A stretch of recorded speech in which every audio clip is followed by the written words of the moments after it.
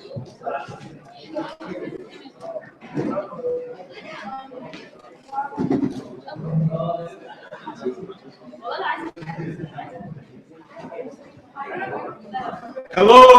I'd like to welcome you to our second debate between 10th and 11th grade.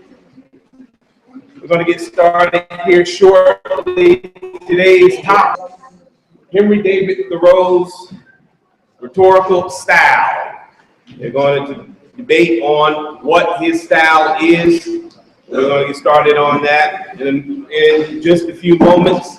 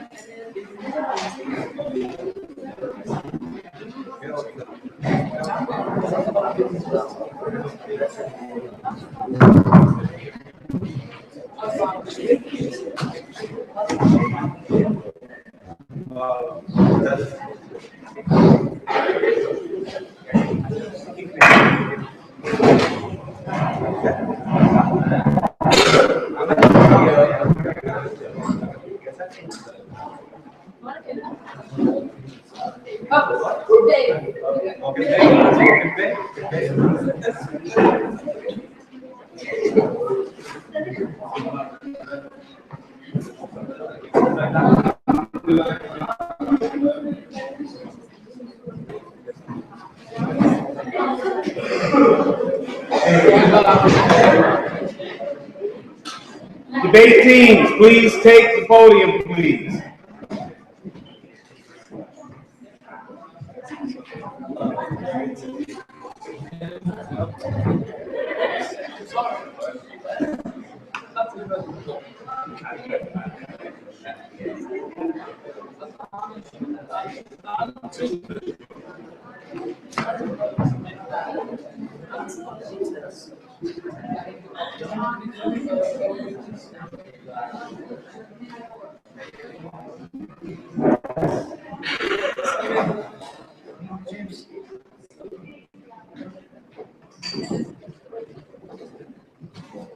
Okay, so we're going to get started here in the first round of this debate.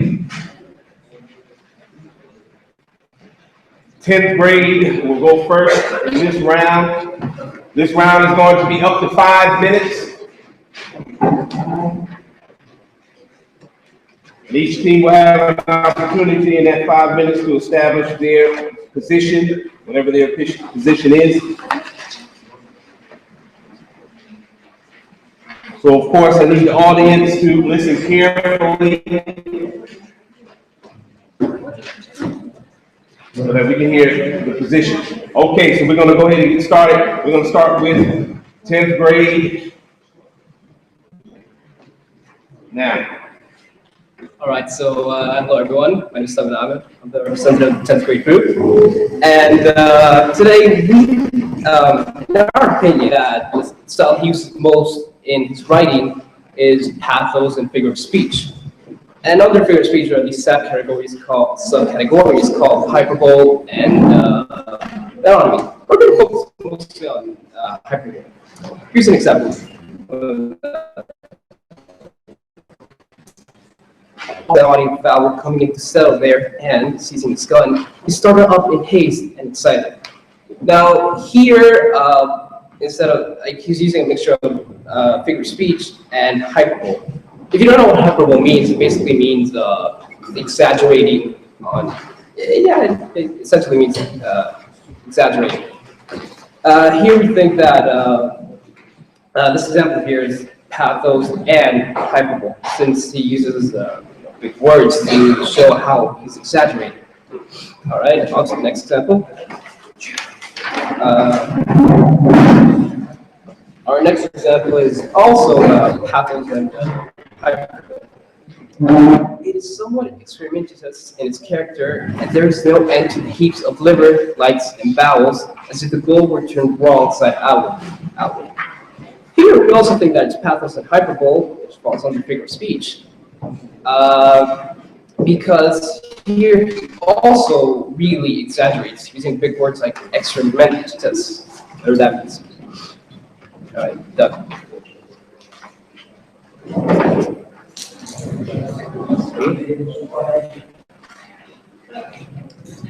Okay, so it looks like 10th grade is going to give the rest of their time up. Now we're going to move to 11th grade. 11th grade is going to establish their position here. Hello, we're 11th grade, and our stance is going to start off with the chapter of former inhabitants and winter visitors. We're making a point that we think those most used style and tool was imagery and ethos. Point for that is that ethos basically, he's in this story, he's basically retelling his life experiences and the points he's experienced. So to give an example of one of the uses of imagery and ethos, is a quote from him in the book. Kind of half obliterated cellar hole still remains, through known to few, being concealed from the traveler by a fringe of pines. It is now filled with smooth and one of the earliest spices of Goldwall. Grows there luxuriously. Now, here you get a feel of what he's trying to portray to the reader. He's trying to make up for ethos being inherently factual and giving some imagery and life to it, making the reader more immersed and more and feeling more into the book and in tune. Whereas he's creating kind of a contrast kind of feel to it. And that is my point.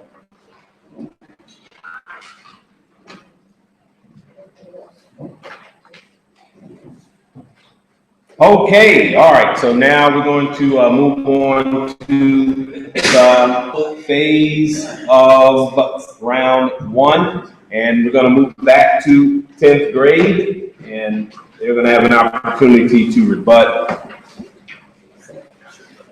11th grade.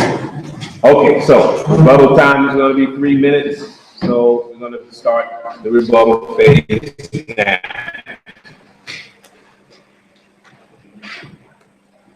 All right, so yeah, well, indeed, he does use ethos in his writing. We still think that he uses a lot more pathos in figure of speech, actually, in his writing. Yeah, he does use imagery, but not as much as figure of speech.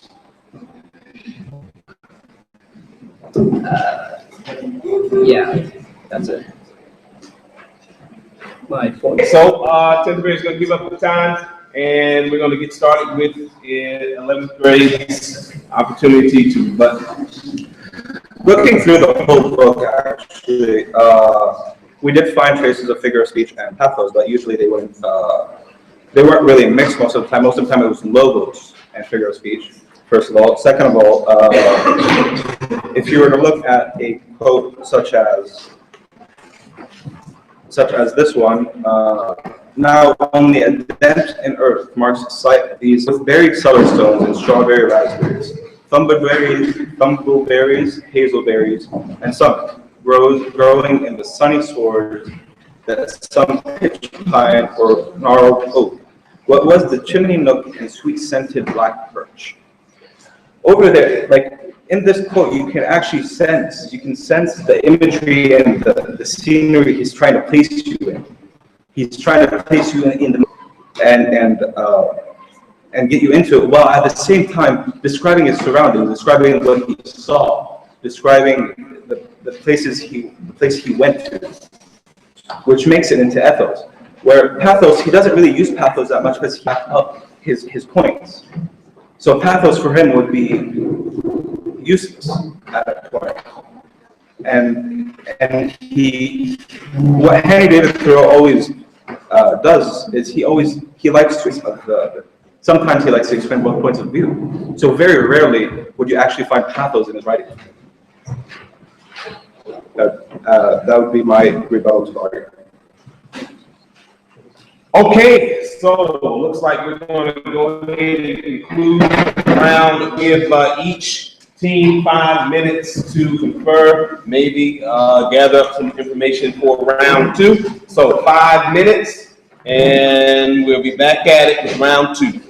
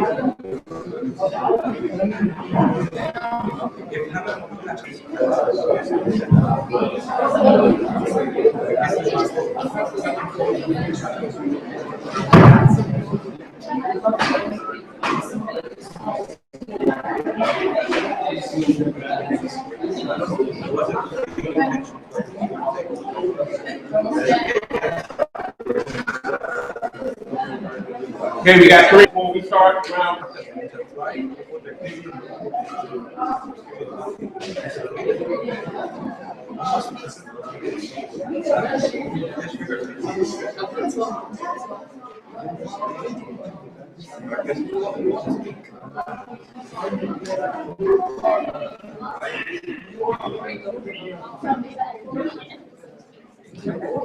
We're doing only 11.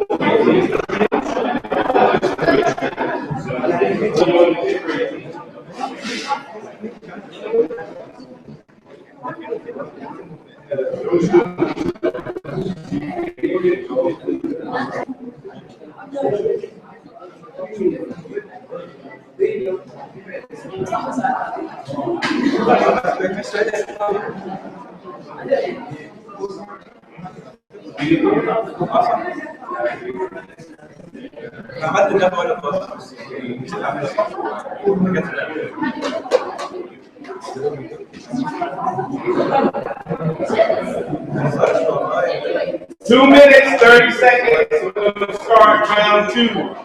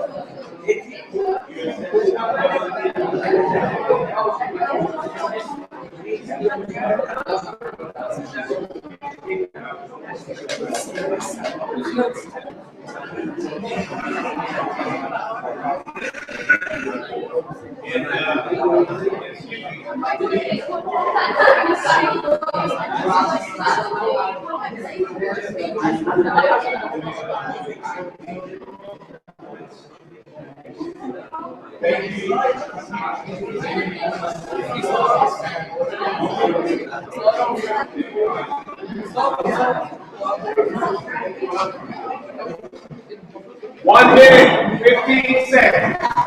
Start round 2. Audience, I need you to finish those grades.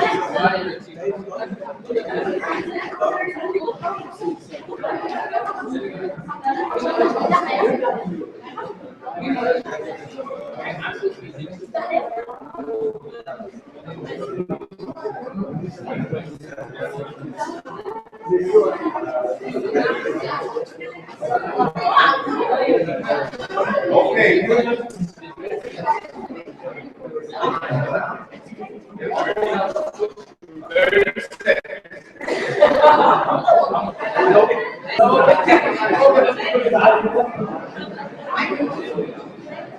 Okay,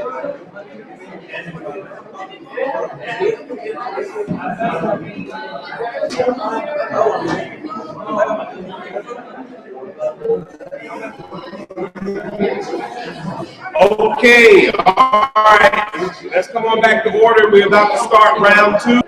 Coming back to order. Starting round two now. 11th grade will begin round two. We're going to start round two in about 10 seconds.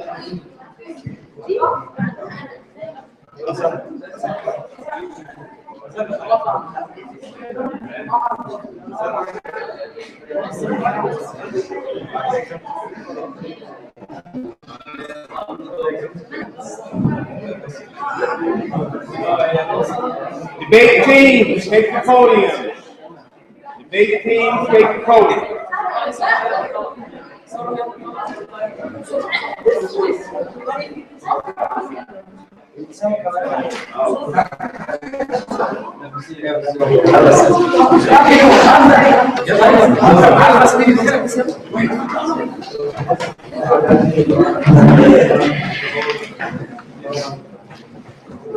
Okay, so we have the debate teams back at the podium for round two. Like we said, 11th grade will start round two, 5 minutes to address any issues brought up in round one, rebut, or anything that needs to be added to the argument. 5 minutes for 11th grade, and they're going to start now. 11? Oh, okay. As my colleague said, Thoreau's most used appeal was ethos, and his most used styles was imagery. And by imagery, you can actually use details because he used details throughout the whole book, not only the chapter.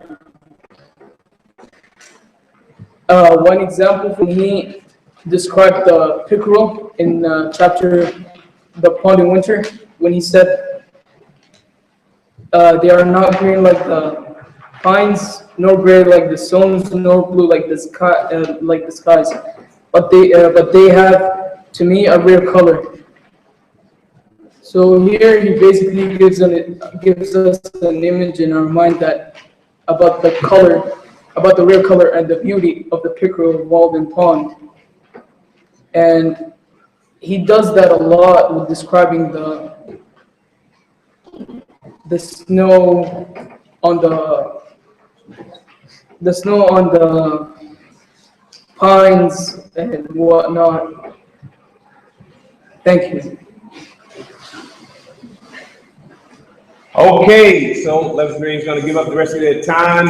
We're going to get started with 10th grade now. Okay, so hello everyone. Today the question that has been asked is, what is the most used style in Walden? Okay, so us, the 10th grade, we say that the most used style is figures of speech, and of course with the appeals of pathos. The definition, the appeal when the emotion. Okay, so the first thing is that Thoreau analyzes in his chapter 13, which is the housewarming, my chapter, that ensures a spiritual connection with the winter and that he is conscious of the season. He furthermore appeals to the emotion since he enjoys winter by implying that he likes preparing for winter.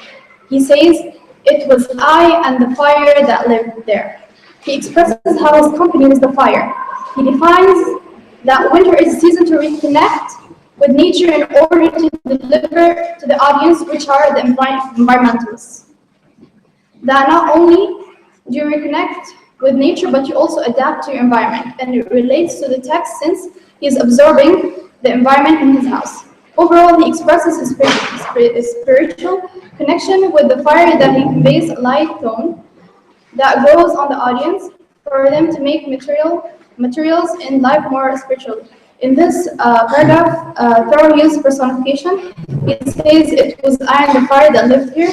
He presents an object as a person when it is an object. Second, further on, Thoreau continues appealing about his logic. He values the use of logic by connecting it to figures of speech. In addition, he applies oxymoron to convey to his audience that work and waste together. And it's oxymoron because oxymoron means that two words, they mean the opposite of each other, work and waste. They definitely mean the opposite of each other. There are two different words within different meanings, and for purposes that are put together to make sense out of the phrase. This different use of oxymorological statements compare the two different words that demonstrate the purpose of Thoreau to his readers. To extend on advances by describing the pond in the winter and his reaction towards it. He furthermore continues to appeal to his emotion of the audience by implying unspeakable cold. In other words, use adjectives to indicate to the audience his attitude towards the cold, which is unhappy and shocked. To add on, he also uses hyperbole, which is an over-exaggeration. In this case, Thoreau is over-exaggerating about the cold weather. Finally, Thoreau's smooth use of emotion descriptive, exaggerated words conveys an intense tone that leads the audience to feel connected to his mood by revealing every side of his discoveries and innovations. He moreover persists to appeal to ethics of the audience by displaying the name of the groundnut in order to indicate specific details. He says appeals to prosa, which is the specific name to display to his environmentalists the type of nut he found. Finally, Thoreau mentions the groundnut name, which is not written in English, demonstrating that he is open to other cultures, which makes him sophisticated and open-minded. Thoreau pursues his narrative chapter by conveying his emotion to the reader. To add on, he resumes to appeal to sentiments of the audience by using common senses. In other words, uses adjectives such as precious to describe the beauty and the smell of fragrance of the good food, which present his opinion and point of view to the audience. As a result, he uses smell and sight to describe how good the food was by using his emotions, and most of the appeals he uses are pathos under the category of figures of speech. So here I use hyperbole, oxymoron, and personification to indicate pathos. Thank you. Okay, so now we're going to move on to the rebuttal phase of round two. Of course, each team will have an opportunity to rebut what was mentioned here. Now we're going to start with the grade 11 tab. Now, Okay, you said now that he uses pathos and figures of speech. That was in rare occasions throughout the book, and as we know, the Walden is a really big book. You actually used examples from like different parts. He doesn't use them simultaneously, just like he uses ethos, because the book is talking about his life, his experience at Walden. And as you said, you were vague. They didn't really have a big meaning towards why it was pathos and hyperbole, or why it was pathos and oxymoron. But to speak, you just said how he described the groundnut, and that's basically ethos, because he saw it and he gave us an image about it. Plus that when he described the smell, even if he used pathos, he still used ethos and imagery. It was the main appeal that he used was ethos throughout the whole book, even though he used some words to give it an emotional appeal to the reader. But he still used ethos more than any other appeal, logos or pathos. Because if he describes the smell and look of food, that basically gives us an image in the reader's head. And if he describes the groundnut, and this gives another image. And if he describes the coldness, he could use pathos, but still it gives us an image or an idea of how he used. And then like imagery could be details also. So he used details throughout the book, but pathos was just like an add-on or an extra appeal that he used. Thank you. Okay, so 10th grade is gonna have an opportunity to rebut everything the 11th grade is presented. Now, Okay, so I'm still on my position because it depends what you're reading actually. You know, Walden is, and you have to know most of the things he talked about was pathos, and he used pathos because pathos is like emotion. He showed he had a position, and he showed his position throughout the pathos, which was built his emotions. He used many adjectives. And for Jim, he said what he feels about the fire. He feels like the fire lifted him because he feels like the house is warm.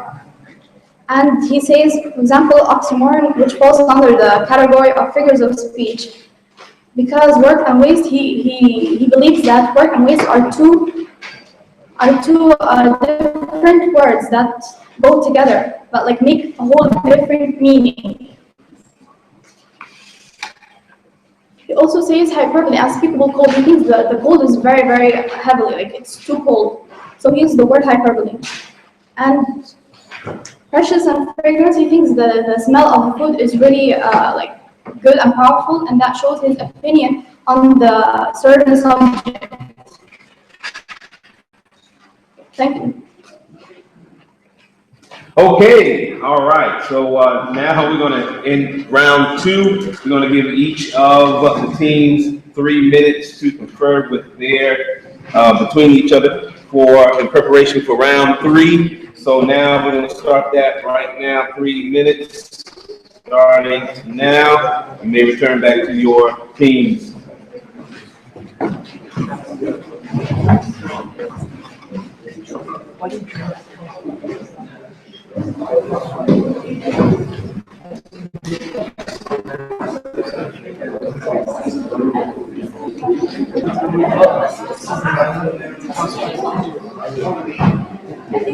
I don't know.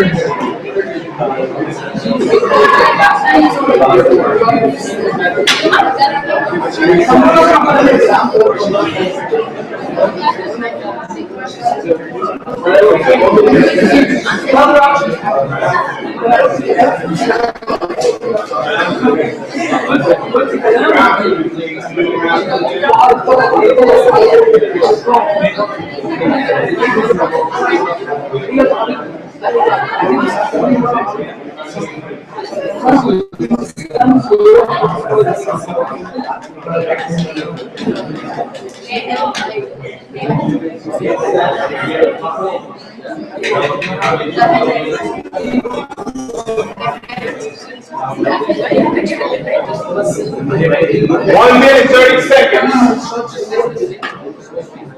We begin round 3.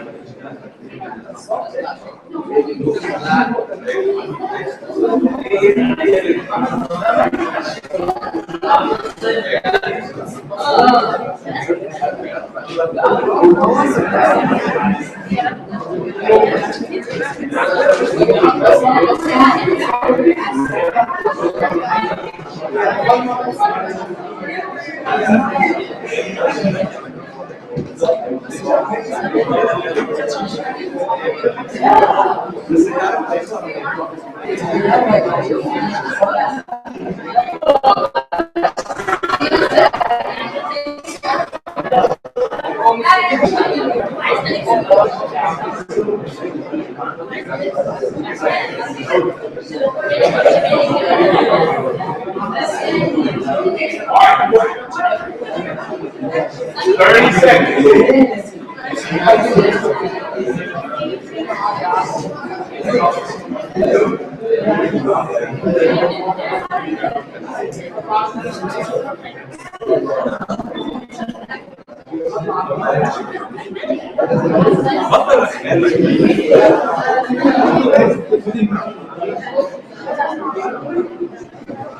Twenty seconds. We're going to begin round 3.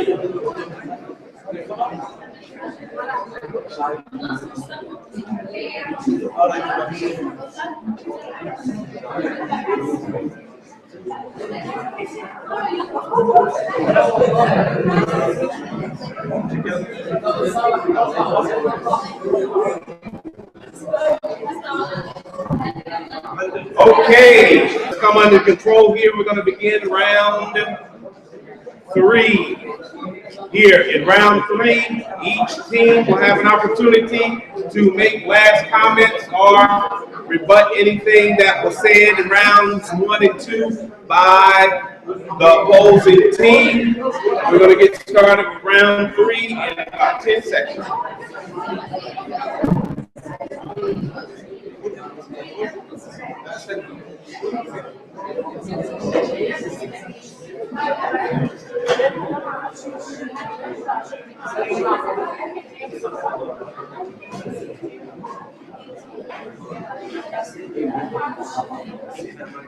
Debate teams to the podium. Debate teams to the podium.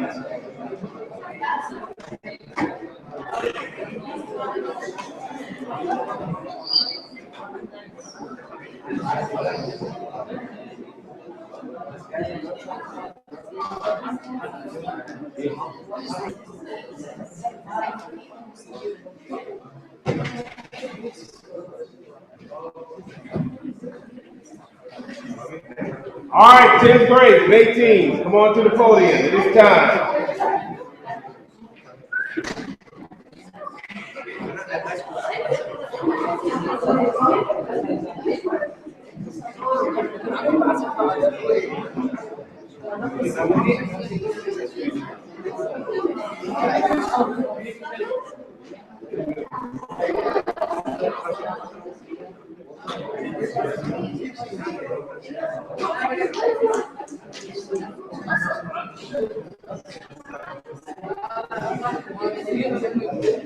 Okay, still waiting on. Come on, grade 10 debate team to the podium. Time to start round 3.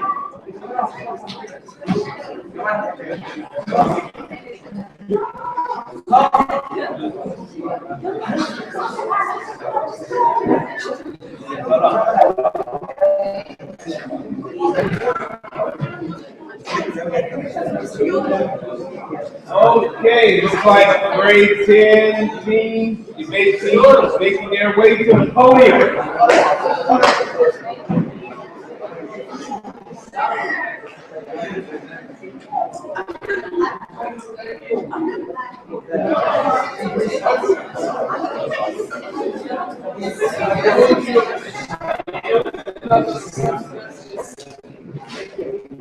Okay, sorry for the delay.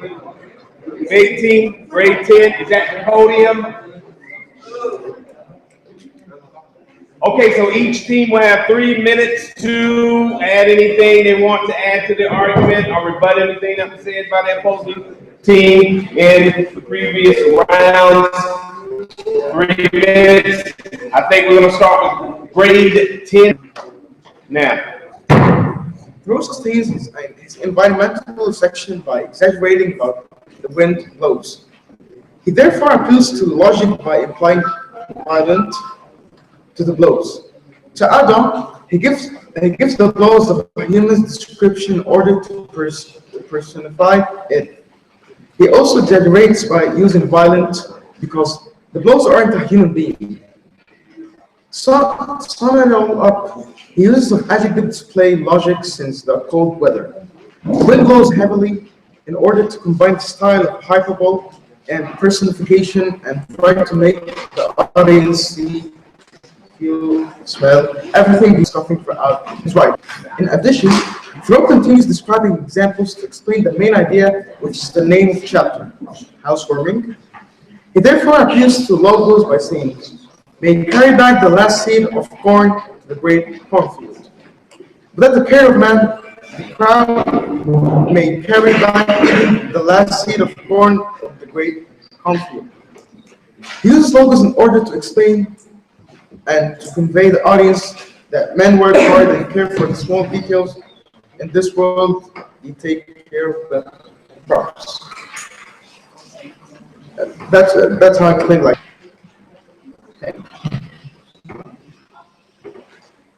Okay, so it looks like team grade 10 is going to give up their time.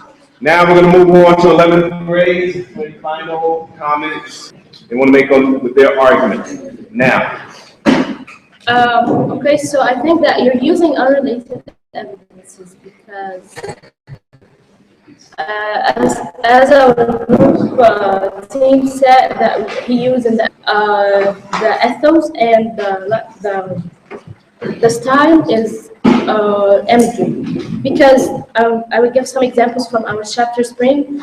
For example, he said that the various shades of the sand are singularly rich and are brown and reddish. So, like you're in his environment, like you're feeling everything that he already felt. So he is trying to make you in nature to feel everything that he already have mentioned in his Walden book. So, as I said, that sometimes contradicts your points, and I'm going to use another example. That compassion is a very untenable ground. It must be expeditious. Its splitting will not bear to be stereotyped. So here he used an evidence, so and also an imagery. So that's it. Okay, so we would like to thank the 11th grade and 10th grade team for participating in this debate. And now we have to make a decision about who won the great debate. Thank you very much. Teams for tables. Okay, all right, so everybody in the audience, the final grade sheet, and those who are watching beyond, you tell us who won the debate. Thank you very much for the second great debate between 10th grade and